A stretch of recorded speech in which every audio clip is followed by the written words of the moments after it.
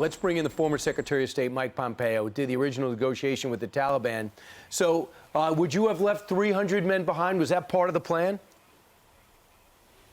Brian, good morning. Our plan always included an orderly, conditions-based withdrawal. It would have certainly included making sure we got the sequencing right, the sequencing on Bagram, the sequencing on civilians versus military. And of course, it included the central thesis that we were going to make sure we got every American out. And also, President Trump wanted to make sure that we didn't leave $80 billion in equipment behind as well. We were determined to get all the Americans out to make sure we got our equipment, that we were never threatened by our own equipment again. This is it's a sad day. We're now probably 24 hours from having everyone out of there, and we'll have a lot of Americans that are still stuck in Afghanistan. What did they teach you? Did they teach you that at West Point, Mr. Secretary? You were #1 at West Point.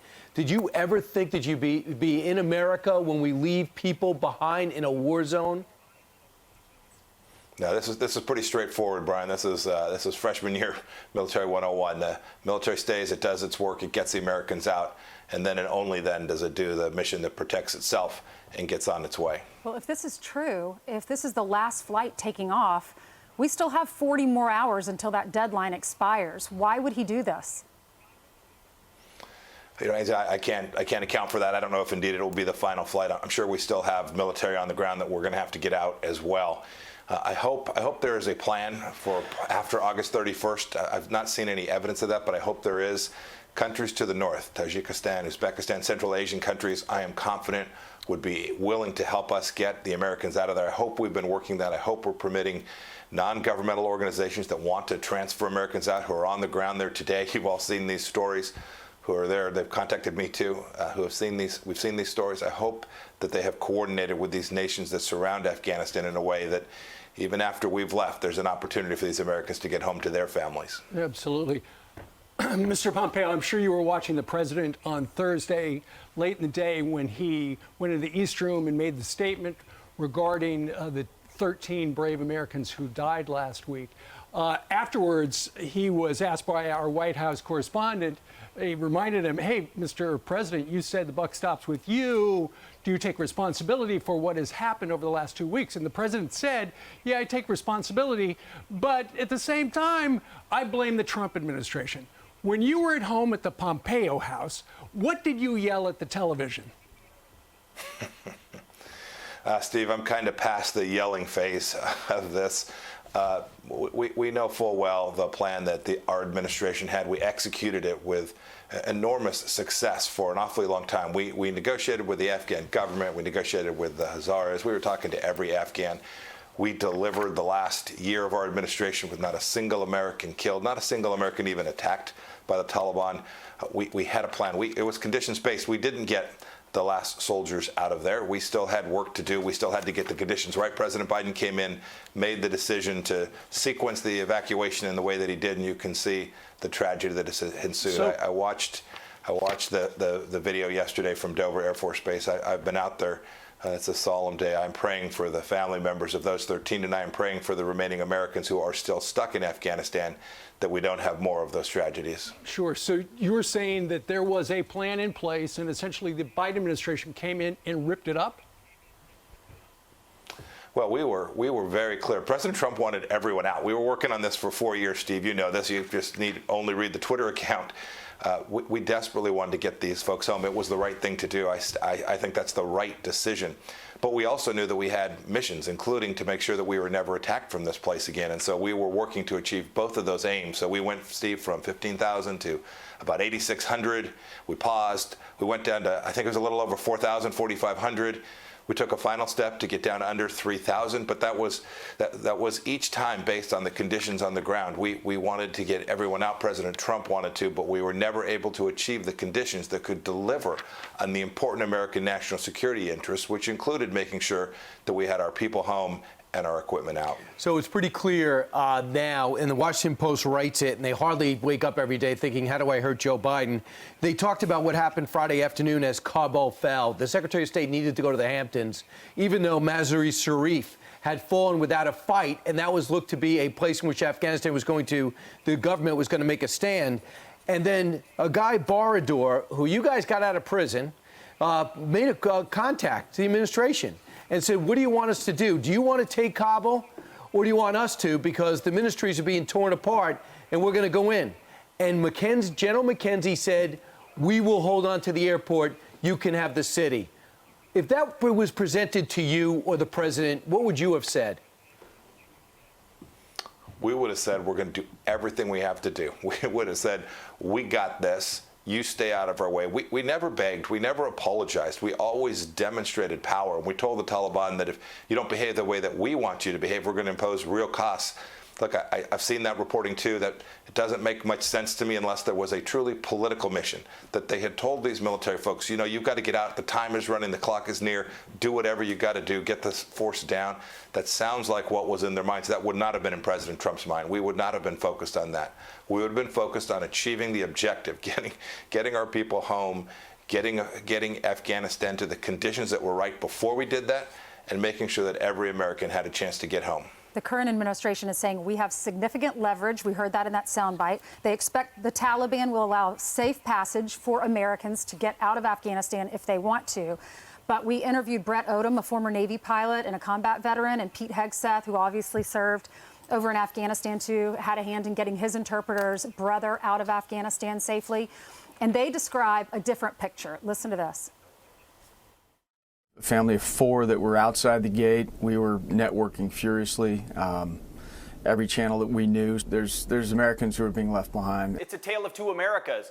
You've got the administration, the State Department, Defense Department saying we're going to get all American citizens out. Yet we know there are hundreds. Yet we see this video. Yet we've got them pounding on the gate on the very last day.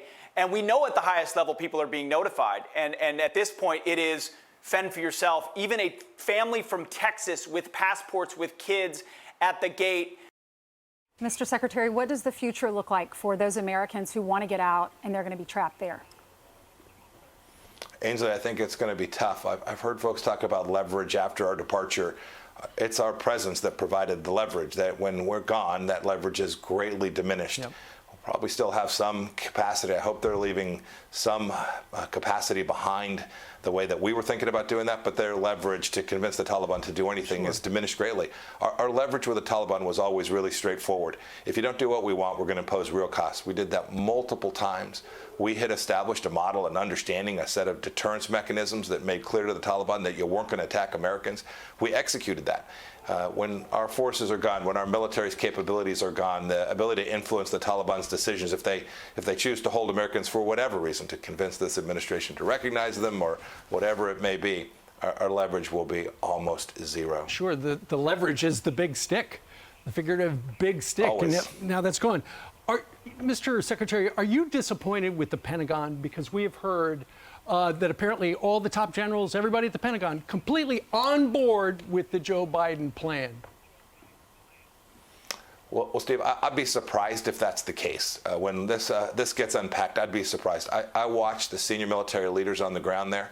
They were always demanding that we made this a conditions-based departure. President Trump did that. He honored that commitment. I'd be surprised if they changed from administration to administration So do you think that's just White House and decided spin? this was a good idea. I'm sorry, go ahead. Do you think that's just White House spin? They're putting out word to friendlies in the mainstream media? Yeah, Steve, I suspect that's the case. I know a lot of these colonels, the majors, the folks who are actually tasked with executing this, some of the junior folks, they all knew that you had to make sure to do this sequenced right and in an orderly way. This is what they implored us to do. It was the recommendation they gave to President Trump, and in every step along the way, we honored that. Right. So a couple of things. The Taliban have brutally killed the interior minister. They dragged him through the streets, the former one now, and then they shot him dead. The LGBT Afghans fear they'll be killed because of their past track record and their views on gays in that country. They like to throw them off roofs. And they just killed a popular folk singer just days after they said no more music. Evidently, he played music. So that's the life we're leaving. When they talk about leverage, he's saying that recognition and dollars, access to the IMF, the International Monetary Fund, and others.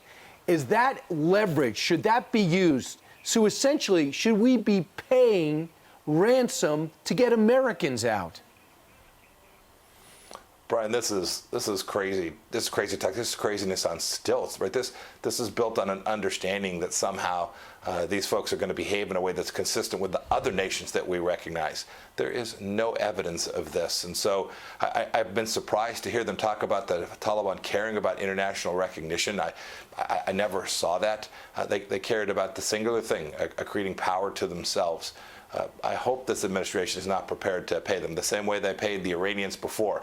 I hope that because it didn't work. Iran continues to be the host, the headquarters for the Taliban, for Al-Qaeda, right? The senior Al-Qaeda leaders in the world today are inside of Iran. We gave them billions of dollars in pallets of cash. This idea that we're going to use American money to bribe the Taliban to behave is something that's absolutely ludicrous, Brian.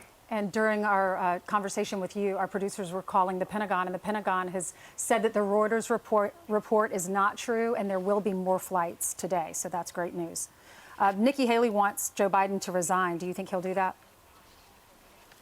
I'm focused on making sure we get the Americans out. No, I suspect President Biden is not going to do that.